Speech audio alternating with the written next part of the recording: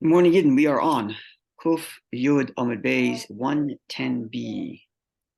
Toward the bottom of the page. 1, 2, 3, 4, 5, 6, 7 lines up. Okay. Amar Rav Nachman. Rav Nachman says, Amar Rav and of Rav. Right, so we're still talking about zugais. We're talking about ways in which consumption can combine to each other when they cannot. Yesterday we discussed how only that which is more strict can combine with that which is lower level, but that which is lower level cannot combine with the higher level.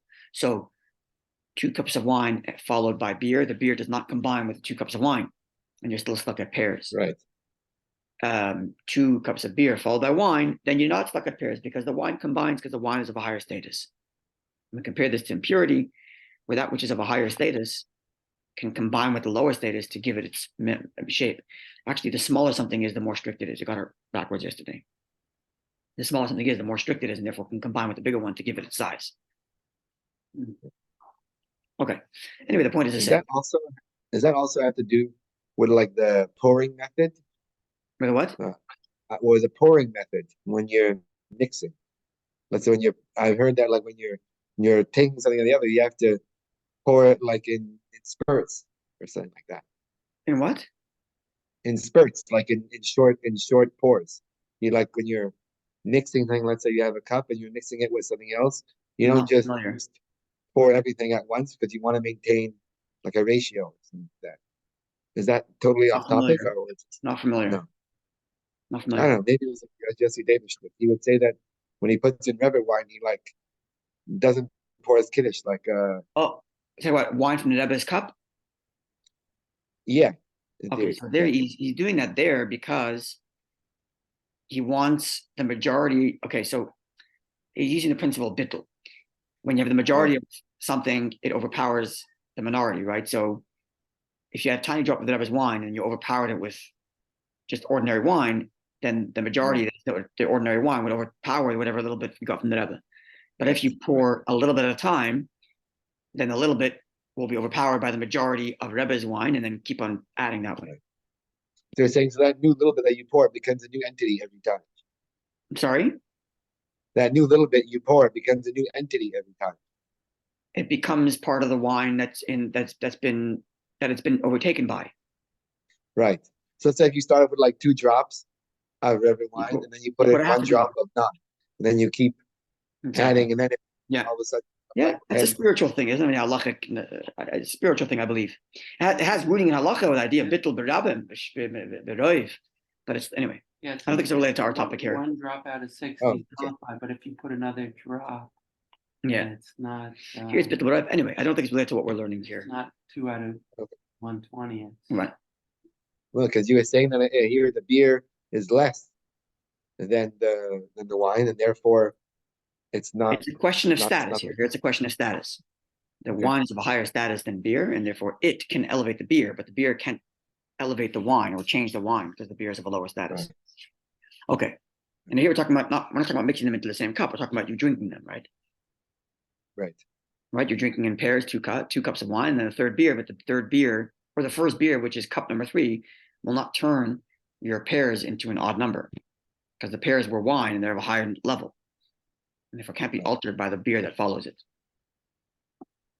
Okay, so similarly, the Gemara makes a similar comment about when there's not combining different drinks you have.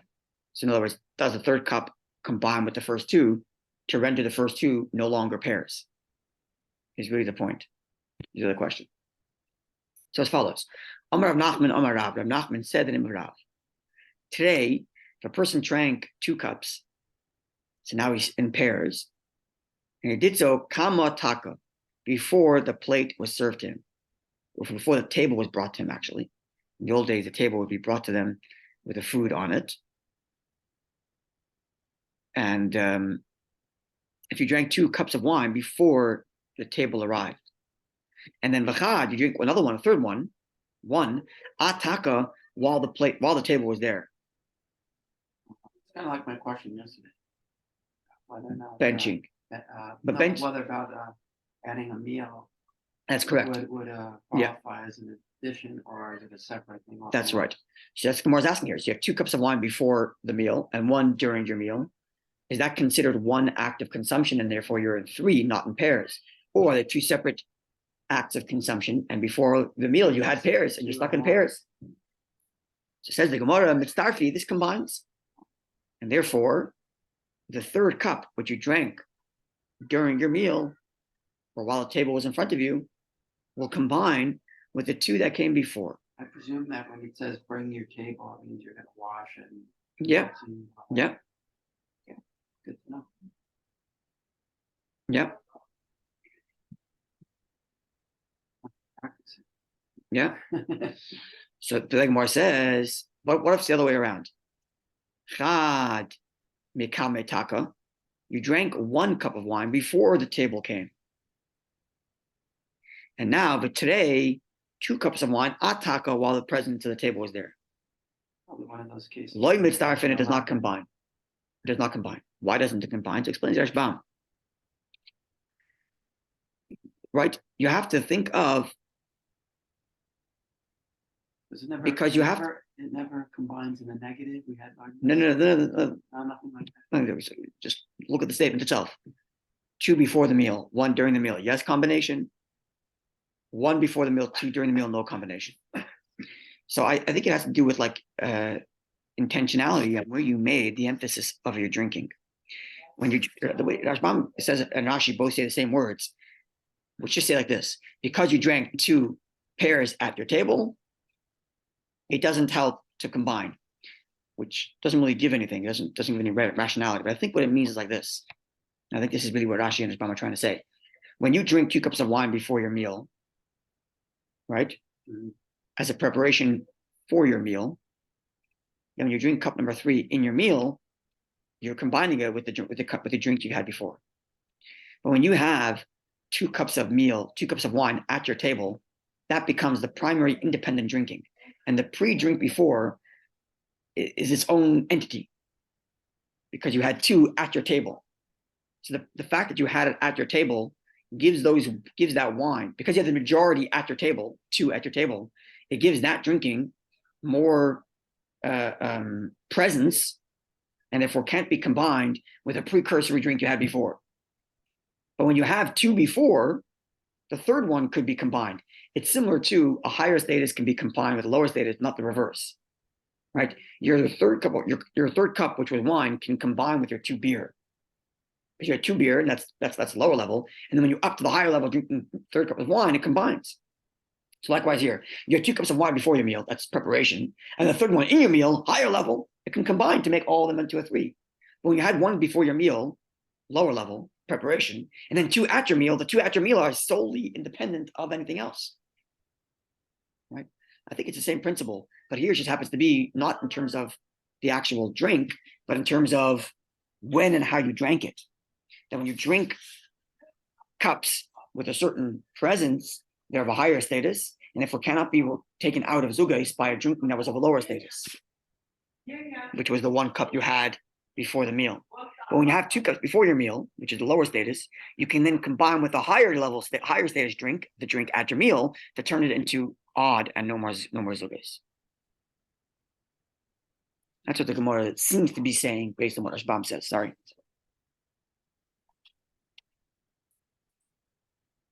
Did we follow that or not so much? Yeah. Yeah, sure. Yeah. Really, but no, but there's probably more commentary on that. No. The Gemara is going to counteract it in a moment, but let's just understand it. Right? So the same principle. You drink 2 cups of wine. The third cup, which is a beer, will not make the 2 into odd. That I understand. Why? Status. Correct. Status. So when you drink, it also gives status. When you drink your wine in your meal, that's a higher status than drinking it as a preparatory drink.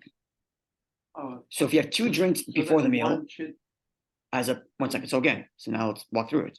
You have 2 cups before your meal, preparation, lower status. Then you drink a cup of wine at your meal, higher status.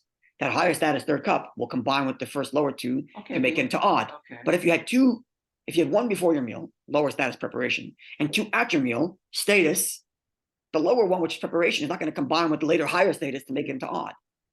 Right. That's it. I find this a bit odd though, because the beer is considered Chamar Medina. Sorry? Beer is considered Chamar Medina. First of all, only in certain places, number one. Number two, Chamar Medina means wine of the region, as if to say, we're really? trying to be like wine, But right? it should be able to combine it. If the pre-meal is a lower status, Right. and then you have two. So you're trying to make a lower status combine with your higher to turn it into odd. Can't do that. No, I see what you're saying. Yeah. See? Okay, if you look at it as a status Exactly. issue, then yeah. Exactly. That's what it seems to be saying. Now they go more for different challenges. Maskef, Lord Rav Masharshia presents the following challenge. Whenever a question is presented with the word maskef, that is, the person is challenging using rationality. When it's meisvei, then the person challenging is quoting a source. When it's maskef, the person challenging is using a counter logic. Namely, are we trying to fix the plates? Are we trying to fix the table? That the table shouldn't have pairs? Sorry. Are we concerned with trying to fix the table and the table shouldn't have pairs? We're trying to fix the person who drank in pairs. But the person drank three. In other words, what the Mishash is arguing is, we're trying to, where's the problem of Zogais? In the object of the pairs? Or in the consumption of the pairs? The issue is the consumption. You're taking the status of the object, in other words, the ways in which these, or the times at which these drinks were drunk, as if to say, that's where the issue is. Is it at the table, or is it before the table? Rav Masharshia says the concern here is the person consumed. So irrespective of what's in front of him, he drank three, he's fine. When it comes to the wine and the beer, right? So the person's drinking is different. So was the person's drinking elevated or was the person's drinking degraded?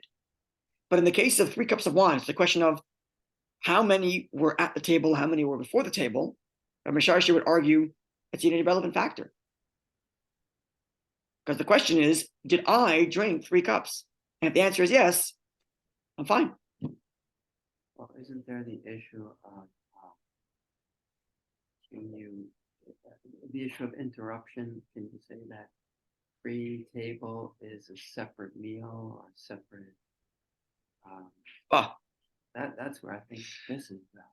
Okay, so to that end, so now you're adding another element. That we explained that the original position was a question of status. And you're saying it's not a question of status, it's a question of, in my mind, did I stop drinking or not? Yeah. Yes. Okay, so if that's the thinking, what's the difference about 2 before my meal and 1 during, or 1 before and 2 during? In both cases, I stopped thinking about my drink, and therefore it should never combine. By your logic, it should never combine. It doesn't have any relevance. Exactly. So then you still haven't substantiated the original position, which was 2 before the meal can be rectified by 1 in the meal, but 1 before the meal does not rectify the 2 in the meal, if it's a question of changing my mind. Yeah. Right? So therefore, Rav Masharshia is saying, you therefore, who said Rav Nachman of Rav, you therefore are concerned with fixing the situation of the drinking. To which Rav Masharshia says, it's irrelevant. It's a question of how much I drank, and I drank 3. Now, as to your point, Rav Masharshia will concede the following.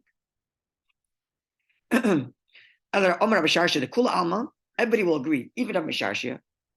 Today ataka, if you had 2 during your meal at the table, v'chad lebos ataka, and 1 after the table was taken away, loy mitzdarfi doesn't combine.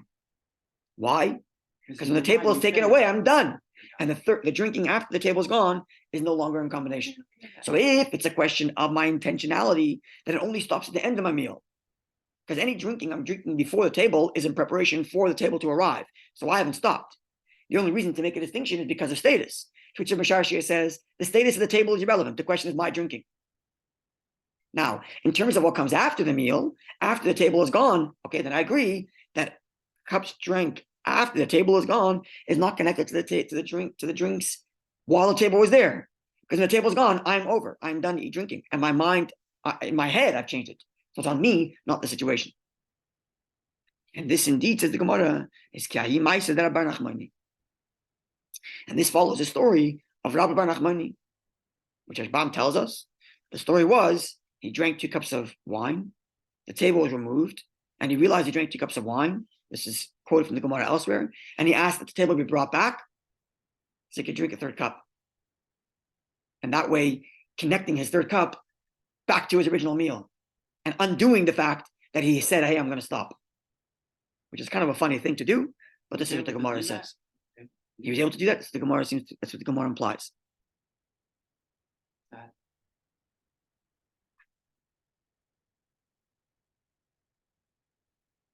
Yeah, it seems like he's undoing his original. You undo. How do you undo it? I guess it's kind of like he had intent to end his meal. But he like reopened it. He reopened it. You see, the intentionalities here is not the same thing as brachas, right?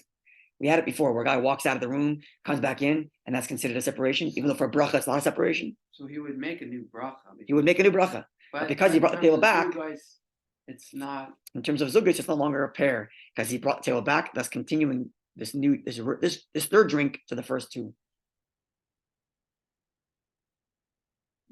Yeah. So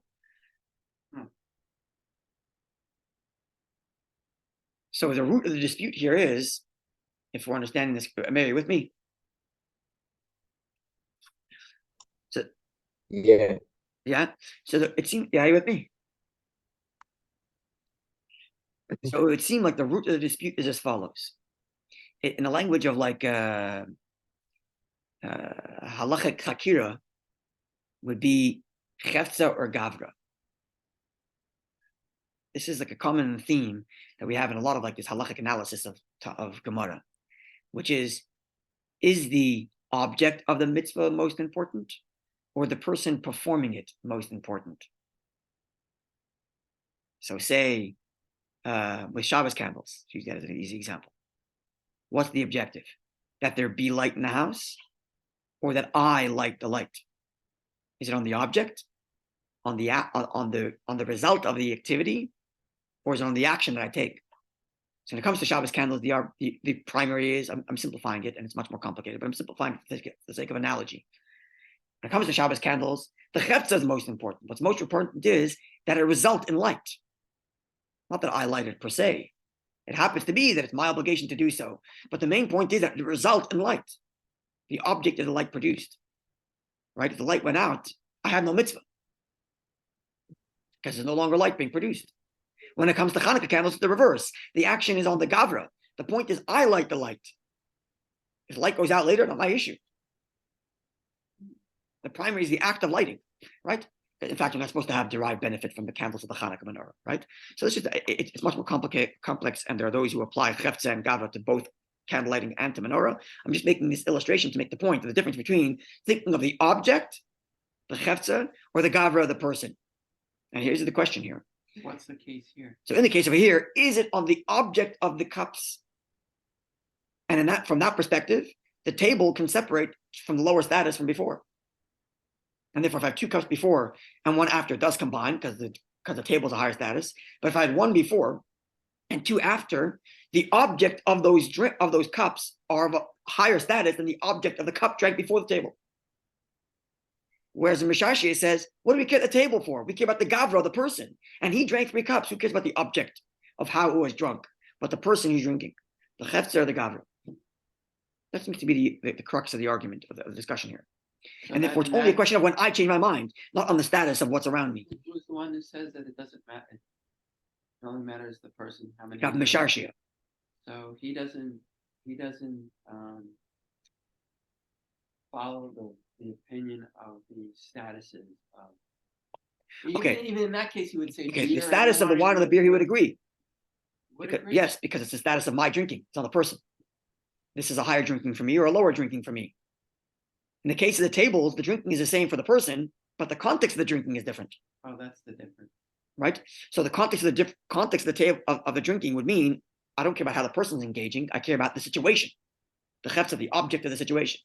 When it comes to beer and wine, you can think about it both ways. Is it the object of the wine, the beer, or is it the person drinking the wine or the beer? In either event, it's different. One's a higher level, one's a lower level. when it comes to drinking wine, and the only difference is whether a table is present or not, it's not a difference of my consumption. My consumption is the same. It's a question of the context and the situation of the drinking. Consumption is different, obviously. In wine and beer. Right. So even the gavra there, even the person is different when it comes to wine and beer. Okay. That's the distinction. Yeah. Yeah. So now, are we clear on that, Mayor? Yeah, the difference. I never heard that before, but I mean, I heard the examples, but I didn't hear the term.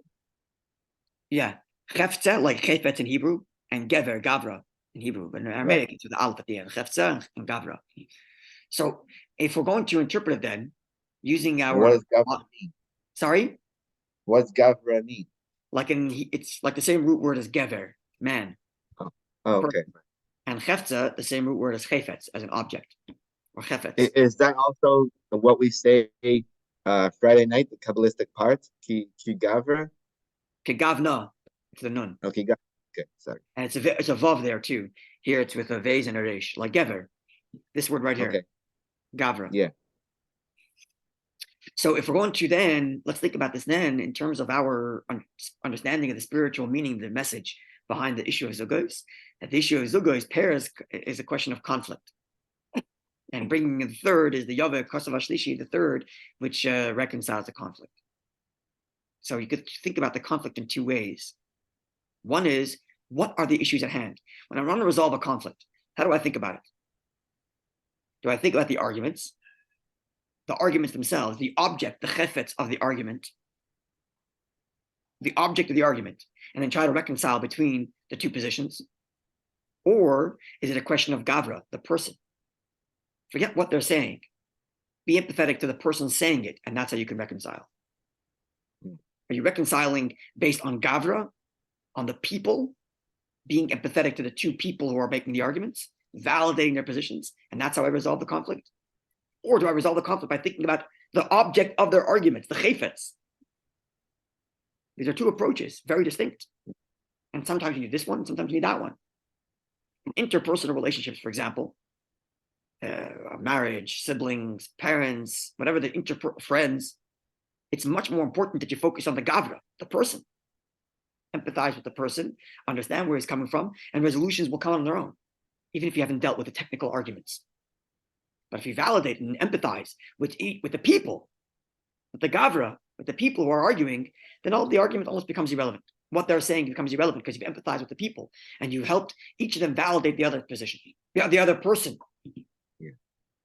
But let's say, for example, in a business conflict,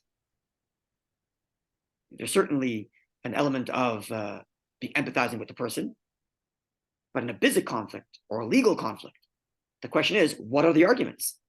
And how can we reconcile between the arguments and make sure that everybody's claims to this business are satisfied on a claim front, not on the front of empathy necessarily. Certainly, in both cases, you need both. When you're empathizing with the person, you still need to understand their arguments and try to reconcile it. And when you're trying to reconcile the object of the argument, you still have to have empathy and can't be narcissistic about it. Sure. The question is the focus. When you're doing conflict resolution, when you're that third cup, trying to conflict resolve, what's the emphasis? Is the emphasis on the arguments themselves, the chefetz, the object of the argument? And how can I reconcile the arguments being made? Or is the emphasis on the gavra, the person? How do I empathize with each person and make sure each person empathizes with the other person? Right. Not the arguments, but the people doing the arguments, the gavra. This is perhaps the two approaches on the spiritual level between Rav Nachman and Rav Misharshia. Perhaps.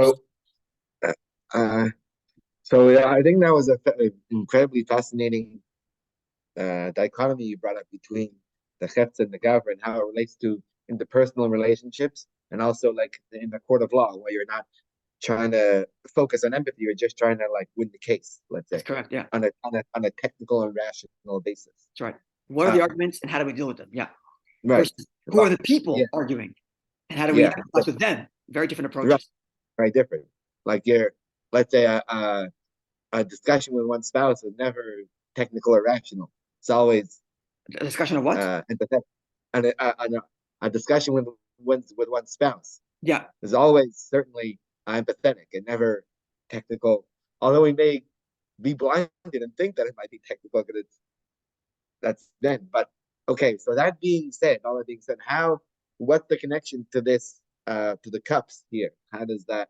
Yeah, I'm taking the idea of, again, this is my theme throughout this year, that I'm taking the idea of Right. Zugas on its spiritual message that it has for us, that Zugas represents conflict. And the third represents resolution. Oh, wow. So Okay. every time the Gemara gives us like a qualification for how pairs are resolved, I'm thinking about it in terms of how are conflict resolved. Right? Because Zugas pairs is two, they're at odds. And then the third one comes to give it Akasav Ashlishi, like you said yesterday. Right? The third that resolves the conflict. That's the odd number you're trying to do here.